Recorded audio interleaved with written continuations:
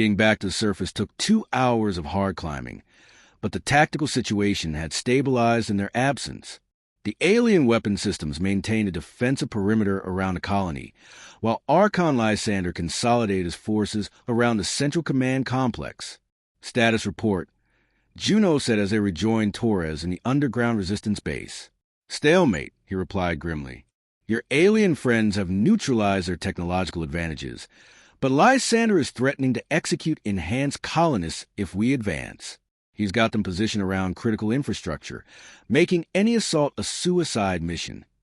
How many enhanced are under his direct control? About 60. The rest are scattered throughout the colony, but they're all linked to his command network. Dr. Vasquez activated her tablet, displaying the alien data they'd retrieved. I can reverse the enhancement process, but I need access to their central command system. The nanomachines respond to specific frequency patterns. If I can broadcast a right signal, I can trigger a mass reversal. And how exactly do you propose to get access to their command system? Torres asked skeptically. Juno checked her weapon one more time, by walking in the front door. Juno, that's the only option, she interrupted. Lysander knows we have superior firepower now, but he also knows we won't use it as long as he has hostages. He's counting on our restraint. So what's the plan? I surrender. Present myself as a high-value prisoner, someone with information about the alien systems. Get close enough to plant Dr. Vasquez's signal broadcaster on their command network. Marcus looked horrified. You're talking about letting them enhance you. Only temporarily. The alien data includes protocols for resisting the initial neural conditioning. I can maintain cognitive independence for a few hours, long enough to get the job done. Dr. Vasquez was studying the enhancement resistance protocols on her tablet. It's theoretically possible, but extremely risky. If the conditioning takes hold before you can activate the reversal signal, then I become another enhanced soldier, and we're back where we started. Juno shrugged. But if it works, we save everyone. Torres was studying the tactical displays with the expression of a professional soldier evaluating an impossible mission. The infiltration route is feasible. I can provide covering fire and extraction if needed. But Juno, the odds are better than they've been all day, she finished. Look, we've got alien weapons, alien technology, and alien intelligence supporting us. Time to use those advantages. She turned to Dr. Vasquez. How long do I have once the enhancement process begins? Based on the alien data, approximately 4 hours before the neural conditioning becomes irreversible. But that's assuming you can resist the initial programming, which most humans can't do. I'm not most humans. Marcus stepped forward. I'm going with you. Absolutely not. You'll need backup. Someone to watch your six while you're dealing with the technical aspects. Marcus, this isn't... My grandmother is in there, he said fiercely. Enhance, controlled. Turn into something she's not. I'm not sitting here while there's a chance to get her back. Juno studied his determined expression, recognizing something of herself in his stubborn courage. All right, but we do this my way. Military precision, no heroics. Understood. Dr. Vasquez handed them each a small device that looked like an oversized hearing aid. Signal broadcasters. Once you're inside their command network, activate these, and I can trigger the mass reversal from here. What's the effective range? About 50 meters. You'll need to be physically close to their central command system. Torres was checking his own equipment. I'll position my people around the perimeter. Once you activate the signal, we'll move in to secure the area. And if the plan fails, then the alien weapon systems will level the command complex, and we'll try to rebuild from whatever's left. It wasn't the most encouraging backup plan, but it was better than nothing. Juno activated her communicator, broadcasting on the frequency the Ascendancy had been using for negotiations. Archon Lysander, this is Lieutenant Commander Juno Martinez, formerly of the Terran Defense Force. I want to discuss terms. The response came within seconds. Commander Martinez, we've been expecting you. Have you now? Your military record makes for interesting reading, particularly your previous encounters with our forces. I believe we have much to discuss. I want safe passage for the unenhanced colonists in exchange for information about the alien defense systems. And why would you trust us to honor such an agreement? Because you need what I know, and I need my people to live. Simple transaction. There was a pause before Lysander responded. Very well. Come to the Central Command Complex. Alone. I'm bringing one companion. Non-negotiable. Another pause. Acceptable. But understand, Commander, that any treachery will result in the immediate execution of all enhanced colonists under our control. Understood.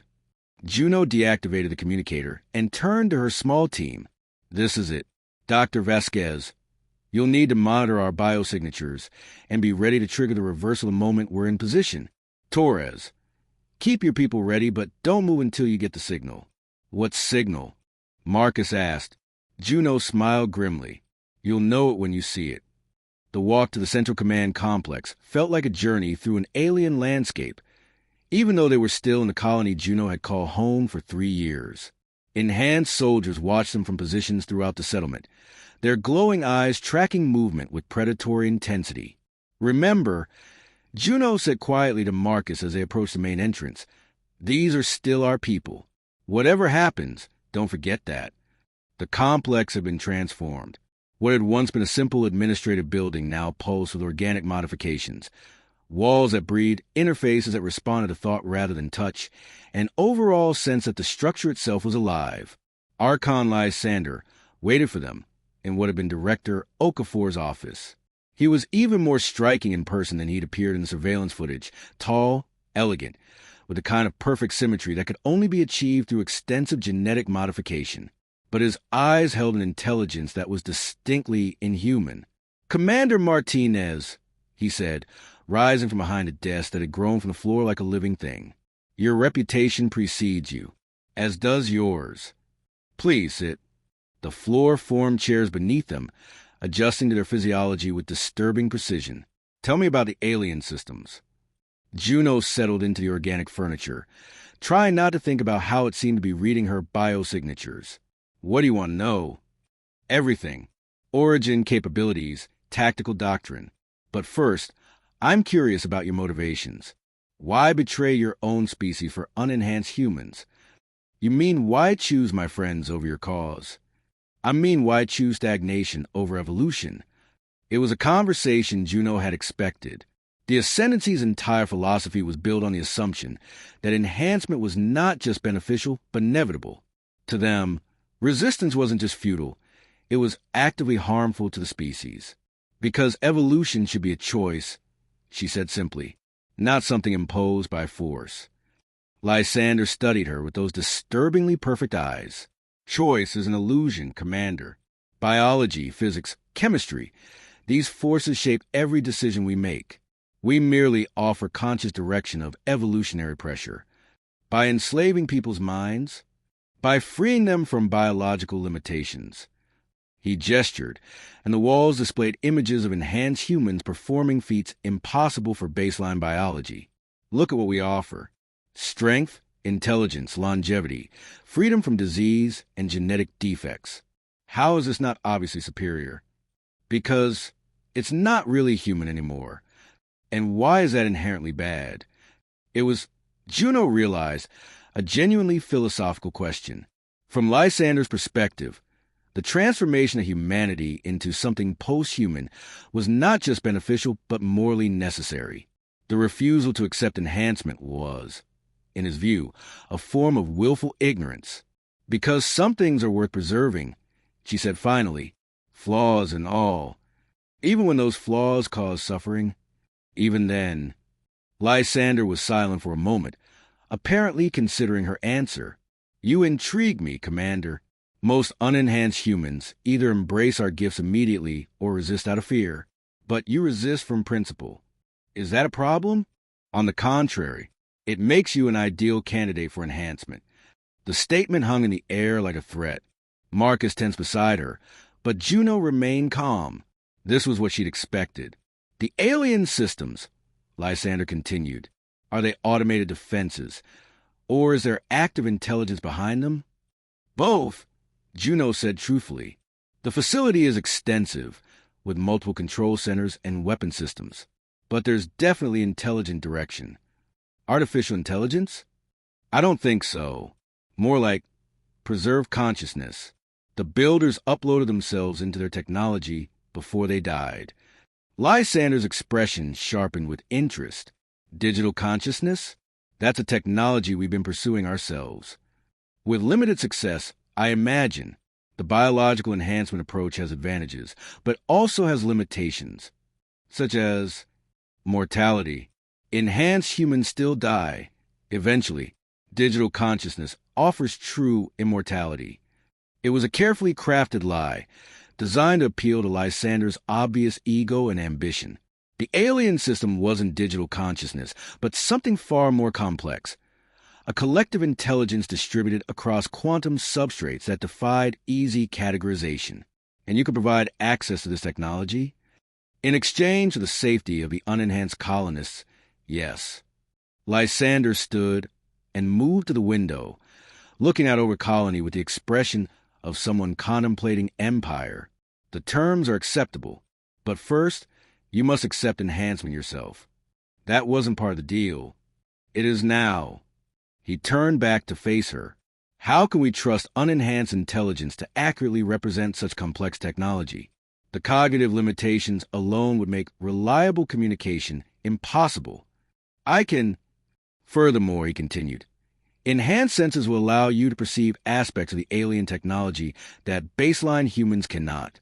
The enhancement process is necessary for the success of our arrangement. Juno felt the trap closing around her, but it was the trap she'd anticipated.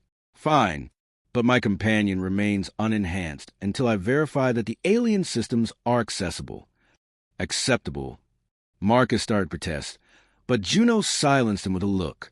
This was the plan, even if he didn't realize it yet. Lysander activated a control interface that had grown from a wall beside his desk. The enhancement process will begin immediately. Please remain calm and try not to resist the initial nanomachine integration. Enhanced soldiers entered the room, moving with that characteristic fluid grace. One of them carried what appeared to be a medical scanner, but Juno could see the weapon systems integrated into its design. Commander, Lysander said as the soldiers positioned themselves around her, welcome to the future of human evolution. The nanomachine injection felt like liquid fire entering her bloodstream. The transformation began immediately. Juno felt the nanomachine spreading through her circulatory system, each one a microscopic engineer tasked with rewriting her biology according to ascendancy specifications. Her vision sharpened, revealing spectrums of light she'd never seen before. Her hearing became acute enough to distinguish individual heartbeats in the room. Most disturbing of all, she could feel the four machines establishing neural interfaces, building bridges between her organic brain and their digital command network. Fascinating, Lysander observed, studying readouts that appear in the air around them. Your resistance to the neural conditioning is remarkable. Most subjects show complete integration within the first hour. Juno fought to maintain mental clarity as the alien protocols Dr. Vasquez had provided struggled against the enhancement programming. It felt like holding two opposing thoughts simultaneously. The growing conviction that the ascendancy was right and beneficial balanced against her core knowledge that this was an invasion, not a gift. The conditioning will complete eventually, Lysander continued conversationally. But your delay suggests significant cognitive flexibility. Excellent traits for our purposes. How long? Marcus asked quietly. For the physical enhancements? Another 2 hours. For complete neural integration? Perhaps 4 or 5, given her unusual resistance. Juno felt her new senses cataloging everything in the room. Structural weak points, weapon positions, the biosignatures of everyone present. The enhanced awareness was seductive, offering tactical advantages she'd never possessed. Part of her mind whispered that perhaps Lysander was right, that this was indeed evolution rather than corruption. She crushed that thought viciously. The alien facility, she said, her voice steady despite the war raging in her nervous system. I'll need to guide you there personally. The defenses won't accept ascendancy technology. Naturally, will depart once your enhancement stabilizes. That gave her perhaps 3 hours to execute her real plan. 3 hours before the neural conditioning overwhelmed her resistance, and she became another willing servant of the solar ascendancy.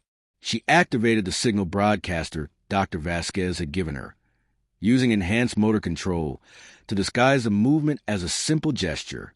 The device interfaced with the alien technology in her bloodstream, not the Ascendancy nanomachines, but quantum markers the alien system had introduced during their underground encounter. Lysander's enhanced senses detected the energy signature immediately. Curious.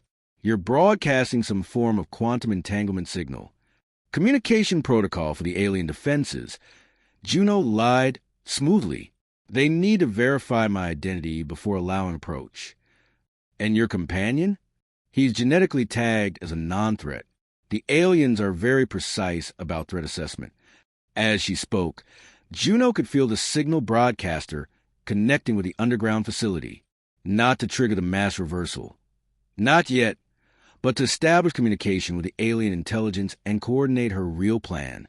Through her enhanced perception, she began to notice things that had been invisible before. The Ascendancy Command Network was more extensive than she'd realized, with data streams flowing through every enhanced individual in the colony. She could actually see the control signals that maintained their loyalty, could trace the pathways that connected them to Lysander's Central Authority. More importantly, she could see the network's vulnerabilities. The conditioning process is accelerating, Lysander noted, studying his readouts with satisfaction. Your resistance is weakening. He was right. The alien protocols were losing ground against the Ascendancy programming. She had perhaps 2 hours before her cognitive independence became too degraded to execute the plan. I want to see my grandmother, Marcus said suddenly. Lysander gestured, and one of the enhanced soldiers brought Mrs. Chun into the room. The transformation was complete. Her physical age had reversed by decades. Her movements possessed fluid grace, and her eyes held the characteristic glow of neural enhancement. But when she looked at Marcus, there was recognition there, not just of his identity, but of their relationship. Marcus, she said, her voice carrying new harmonics but retaining its essential warmth. You look tired. Have you been eating properly? It was such a perfectly normal grandmother response that Marcus nearly broke down completely. Grandma, are you still you? I'm better than I was, she replied. Stronger, healthier, more capable of helping the people I care about. The enhancement doesn't change who we are. It makes us better versions of ourselves. The words carried conviction that seemed genuine, but Juno's enhanced perception could detect the subtle control signals underlying Mrs. Chen's speech patterns. The personality was intact, but the priorities had been subtly altered to align with Ascendancy values.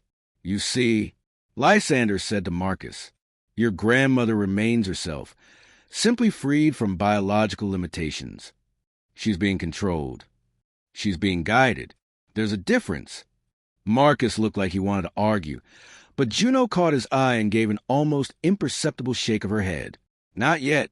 They needed more time, more information, more positioning. The alien facility, she said to Lysander. We should begin preparations for the expedition. Agreed, but first, I want to test your enhanced capabilities. Before Juno could react, Lysander moved, not with normal human speed, but with the liquid grace of full enhancement. His hand stopped inches from her throat, demonstrating speed that would have been impossible to counter with baseline reflexes. But Juno's reflexes were no longer baseline. She intercepted his strike with enhanced speed of her own, their movements creating a brief tableau of superhuman martial arts. Excellent, Lysander said with genuine appreciation. Your combat instincts remain intact while your physical capabilities have improved dramatically. I told you I was worth enhancing. Indeed, and once the neural conditioning completes, you'll be a valuable addition to our forces. That was when the first explosion echoed across the colony. Lysander's expression shifted immediately to alert focus. What was that? Through her enhanced senses, Juno could perceive the alien weapon systems engaging new targets. Not Ascendancy forces, but something else. Something that had just entered the system. Reinforcements, she realized. The Solar Ascendancy sent reinforcements. The implications were immediately clear. Lysander's expeditionary force had been expected to complete their mission within a specific time frame. When they'd failed to report success, backup had been dispatched. How many ships? Lysander demanded. Juno consulted her alien-enhanced awareness, feeling the quantum connection to the underground defense network. 12 vessels, larger than your original force, with more advanced enhancement capabilities. They'll want to assume command of the operation, and you don't want to give it up. Lysander's perfect features showed the first genuine emotion she'd seen from him, ambition mixed with concern. He'd staked his reputation on the successful pacification of Theros' colony.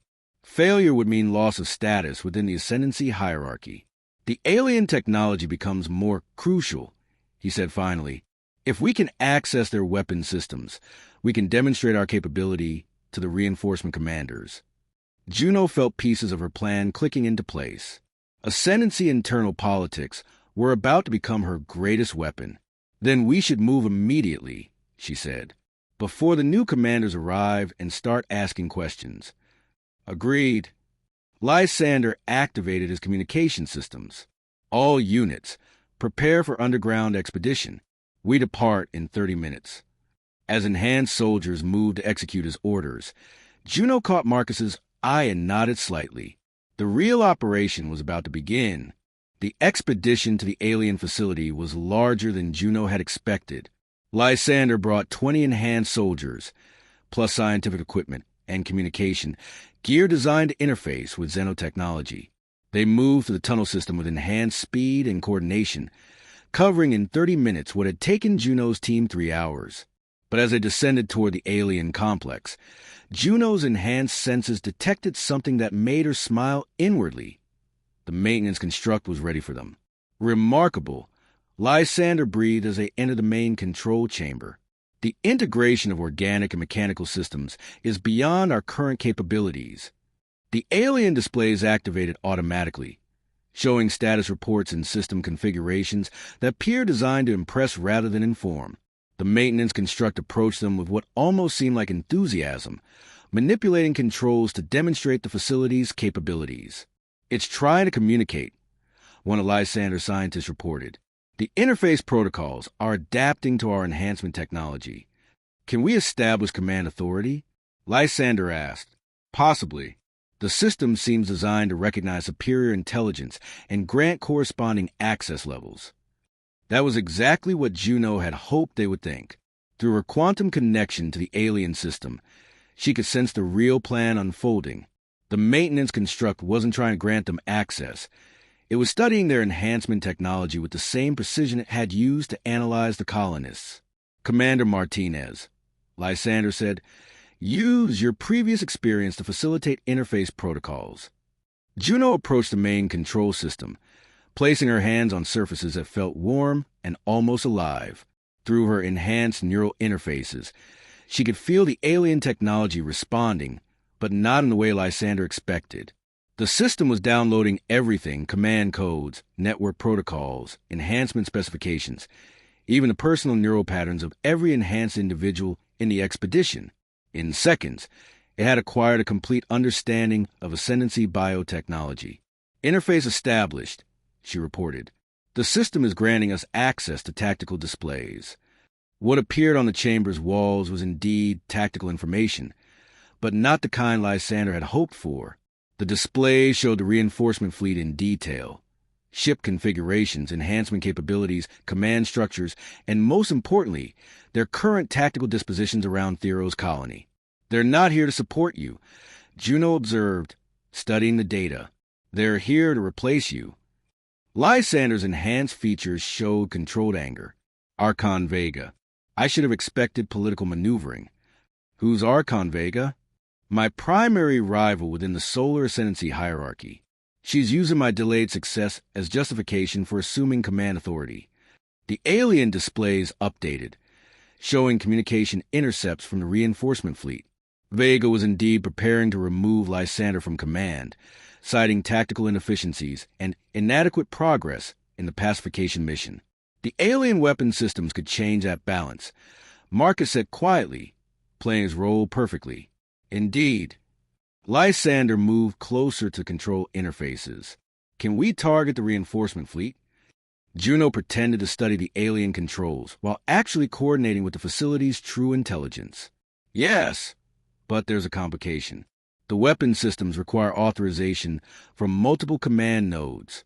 This facility is the primary control center, but there are secondary installations that must also confirm targeting orders. Where are these secondary installations? Distributed throughout the colony. The aliens built redundant command structures to prevent single-point failure. It was a complete fabrication, but one that served her purposes. She needed Lysander to divide his forces, spreading the enhanced soldiers across multiple locations where they could be isolated and neutralized. How many secondary nodes? 5. Juno said, consulting displays that showed exactly what she wanted them to show. Each one requires physical presence to authenticate command authority. Lysander considered the tactical problem. We don't have enough personnel to secure all locations simultaneously. We don't need to secure them. Juno lied smoothly. The alien system will accept authentication from enhanced individuals. Send small teams each node. 2 or 3 soldiers each should be sufficient. And the authorization process. Simultaneous activation. All 5 secondary nodes plus this primary facility must confirm targeting orders within a 10-minute window. Lysander was studying the tactical displays with the expression of someone making critical decisions under time pressure. Above them, Archon Vega's forces were moving into standard orbital bombardment positions. Soon, she would have the tactical advantage necessary to remove him from command entirely. Do it, he decided. Send teams to all secondary nodes. We'll demonstrate the effectiveness of alien technology by destroying Vega's fleet. As enhanced soldiers departed for their assigned positions, Juno felt the alien system confirming her real plan. Each team was being led to carefully prepared locations where the facility's defenses could isolate them from the command network. Not to kill them, but to sever their connection to Lysander's central authority. How long until we can begin the authorization sequence? Lysander asked. 20 minutes for all teams to reach their positions, Juno replied. Then 10 minutes for the authentication process itself. Acceptable. What Lysander didn't realize was that the 30-minute timeline wasn't for targeting Archon Vega's fleet. It was for completely severing his control over the enhanced colonists and reversing the enhancement process entirely. Dr. Vasquez would be monitoring from the surface, ready to trigger the mass reversal signal the moment the Ascendancy command network was disrupted. Torres and his resistance fighters were positioned to secure critical colony infrastructure, and the alien facility was prepared to demonstrate why its builders had been such formidable opponents. Marcus, Juno said quietly, you should probably step back from the control interface. Why? Because, she said, activating the signal broadcaster that would coordinate with the alien system's master plan. Things are about to get very interesting. The first indication that something had gone wrong, from Lysander's perspective, was when his communication linked to the dispersed teams suddenly went dead. The alien facility's true capabilities revealed themselves in the space of 30 seconds. Lysander's enhanced senses detected the quantum field fluctuations first. Reality itself seemed to be bending around the crystalline structures that filled the chamber. His perfect features showed the first hint of genuine concern as his communication systems failed to reach the dispersed teams. What's happening? He demanded. The alien system is activating its security protocols, Juno said calmly. It's decided that the Ascendancy represents a threat to planetary stability. Through her quantum connection to the facility, she could sense the coordinated operation unfolding across the colony. Each of the teams Lysander had sent to secondary control nodes found themselves trapped in isolation fields that severed their connection to the enhancement network. Without the constant reinforcement of the command signals, their artificial loyalty began to degrade immediately. Impossible. The enhancement conditioning is permanent, not according to alien science. The displays around them showed the real-time status of every enhanced individual in the colony. One by one, the indicators changed from the blue glow of ascendancy control to the amber of transitional states. The nanomachines were still active, but their behavioral programming had been disrupted. Commander Martinez, Lysander said with dangerous calm. "You will restore communication with my forces immediately." "I'm afraid I can't do that." "Then you will—" Lysander's threat was interrupted by the arrival of the maintenance construct, which moved with sudden purposefulness toward the enhanced soldiers remaining in the chamber. Before they could react, it emitted a pulse of energy that sent them collapsing to the floor, not dead but completely unconscious. Neural disruption field. Juno explained to Marcus, who was staring at the scene with fascination and horror. The alien technology can selectively target enhancement implants. Will it work on you? We're about to find out. Dr. Vasquez's voice crackled through the communication system. "Juno, I'm reading massive electromagnetic disturbances throughout the colony.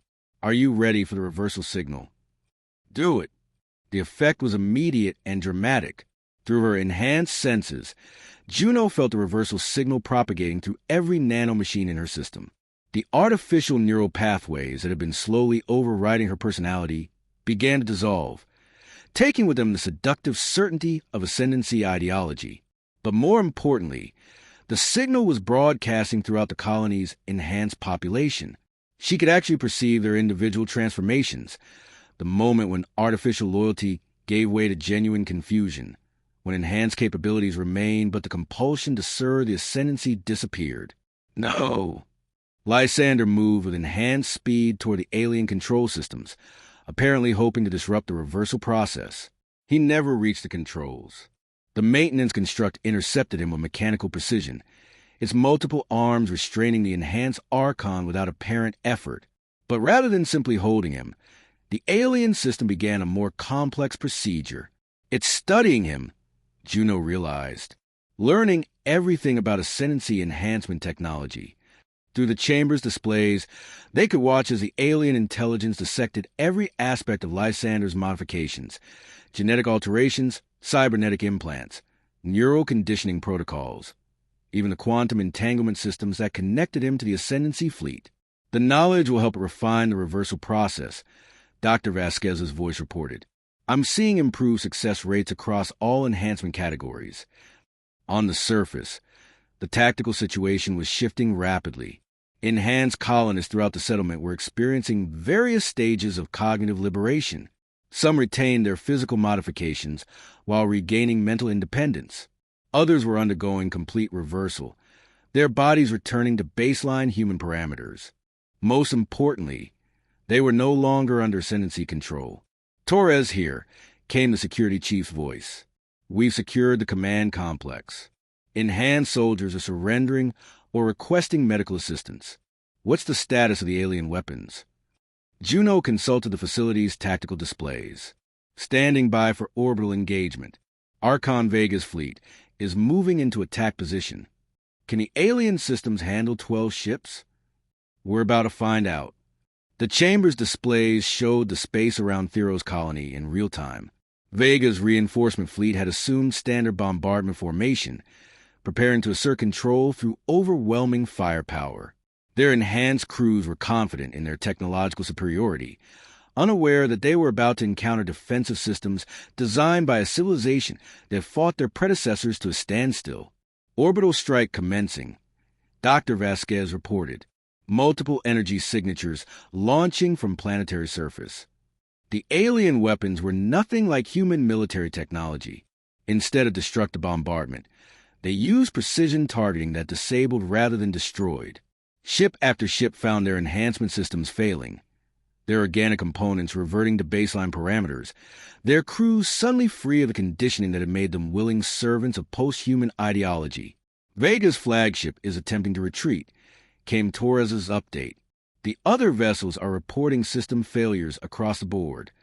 "Let them go," Juno decided. "Word needs to get back to the Solar Ascendancy about what happened here." Marcus was staring at the displays, showing the liberation of the enhanced colonists. "Is it really over?" "This part is. But the Ascendancy has hundreds of worlds, millions of enhanced humans under their control. This is just the beginning." The maintenance construct had finished its examination of Lysander and was now manipulating the chamber's central controls. New displays appeared, showing data that made Juno's breath catch. "Coordinates," she breathed. It's showing us the locations of other alien facilities. The displays revealed a network of defensive installations scattered across the galaxy, worlds where the original builders had established similar complexes before their civilization's end. Not all were active, but enough remained functional to present a genuine challenge to ascendancy expansion. It's offering us a choice, Dr. Vasquez's voice said over the communicator. The alien technology could be used to spread the reversal process to other worlds, free other populations from force enhancement. That would mean war, Marcus observed. Real war across multiple star systems. Juno studied the tactical projections, seeing the scope of what the alien intelligence was proposing. A coordinated resistance movement, armed with technology that could neutralize the Ascendancy's primary advantages. It would be dangerous, costly, and there was no guarantee of success. But for the first time since the invasion began, she felt something like hope. Dr. Vasquez, she said into the communicator, start downloading everything. Every protocol, every schematic, every piece of data the alien system is willing to share. All of it? That's going to take days. Then we'd better get started. She turned to Marcus, who was still staring at the displays showing liberated colonists reuniting with their families. What do you think? Ready to take this fight to the people who did this to your grandmother? Marcus smiled, the first genuine smile she'd seen from him in days. I thought you came here to get away from war. I did, but sometimes war comes to you whether you want it or not. Through the chamber's massive displays, they could see the first ships lifting off from Thero's colony. Not Ascendancy vessels retreating in defeat, but human ships carrying alien technology and the knowledge of how to use it. The resistance was spreading, one liberated world at a time. Juno Krell, former war pilot turned farmer turned reluctant revolutionary, watched the beginning of humanity's real war for independence from its self-appointed saviors. And for the first time in years, she allowed herself to believe they might actually win. 6 months after the liberation of Thero's colony, Juno stood in the command center of the converted freighter Rising Phoenix, watching tactical displays that would have been impossible without alien technology. The ship itself was a hybrid of human engineering and xenotech integration, capable of slipping through Ascendancy detection grids and striking at enhancement facilities across the galaxy. Status report from the Kepler Liberation, Marcus announced from the communication station. He'd proven surprisingly adept at coordinating resistance operations, his engineer's precision serving him well in the complex logistics of interstellar insurgency. The enhancement centers have been neutralized. Dr. Vasquez added from her position at the medical monitoring station. Reversal procedures are proceeding normally. Estimated casualty rate less than 2%. Juno nodded, adding another successful operation to their growing list. 43 worlds liberated. Over 2 million people freed from force enhancement, and the Solar Ascendancy finally beginning to understand that they were facing a real threat rather than isolated resistance. The resistance network had grown beyond anything she'd initially imagined. Some liberated worlds contributed ships and personnel. Others provided intelligence on Ascendancy movements. A few offered manufacturing capabilities for the hybrid technology that gave them their tactical advantages.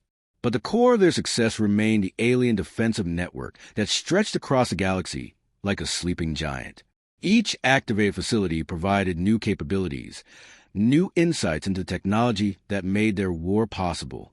Incoming transmission, Marcus reported. Priority encryption. The main display activated, showing Director Okafor speaking from the rebuilt Thero's colony. In the months since liberation, the settlement had become the unofficial capital of the resistance movement, its population swelled by refugees from Ascendancy space. Juno, Okafor's image said, "We've received intelligence that the Ascendancy is preparing a major offensive. Multiple battle fleets converging on our position. How many ships? Over 300. They're calling it the final enhancement. A massive operation designed to crush the resistance and complete the forced evolution of humanity." Juno studied the tactical projections, seeing the scope of what they were facing. The largest military operation in human history, dedicated to the elimination of free will and the imposition of post-human improvement on every remaining unenhanced human in the galaxy. Ite, 2 weeks. Marcus turned from his station, his expression grim but determined. Orders. Juno looked around the command center at the faces of her crew, former farmers, engineers, doctors, and ordinary citizens who'd been transformed by necessity into the galaxy's most effective insurgents. People who'd chosen to fight for the right to remain human, flaws and all. Signal all resistant cells. She said finally, "It's time to see what 300 world of alien technology can do against forced evolution." The war for humanity's future was about to begin in earnest, and Juno Krell, who'd once hidden from her past as a soldier, was ready to lead it. Outside the ship's viewports, stars wheeled in ancient patterns, and somewhere among them, the builders of the alien technology had left one final gift for those brave enough to claim it: the knowledge that freedom was always worth fighting for, no matter the odds. The Solar Ascendancy would learn what their predecessors had discovered too late, that the greatest weapon any species could possess was the simple, stubborn refusal to surrender the right to choose its own destiny.